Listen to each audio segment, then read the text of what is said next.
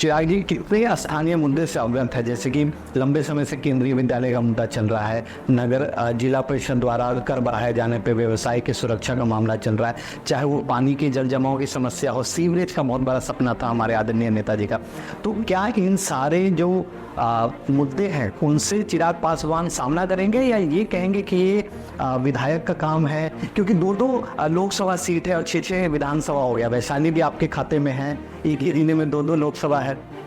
भारतीय राजनीति में ज़रूर ये संविधान ने प्रावधान बनाया है जहाँ पे संघीय ढांचा है, फेडरल स्ट्रक्चर है, जहाँ पे कई अधिकार क्षेत्र केंद्र सरकार के पास होते हैं, तो वही कई अधिकार क्षेत्र राज्य सरकार के पास होते हैं। कई विषय ऐसे हैं जो केंद्र सरकार में आते हैं, कई विषय राज्य सरकार में आते हैं। हैविंग सेड दैट, मुझे नहीं लगता कि किसी भी सांसद को इन विषयों से भागना चाहिए।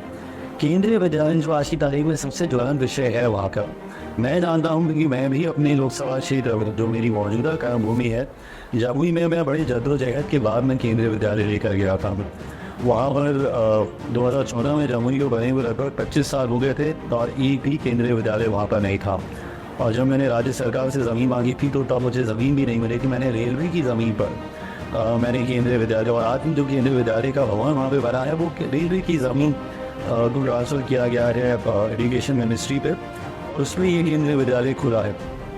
तो मैंने उसकी एक लंबी लड़ाई लड़ी है और यही लड़ाई आज से दशकों पहले मेरे पिता ने हाजीपुर को वो केंद्रीय विद्यालय देने के लिए लड़ी थी। पर आज जिस तरीके से वो बंद होने की कगार पर है, पिछले 2 सेशन से संभवतः उसमें एडमिशन्स भी नहीं हुई हैं।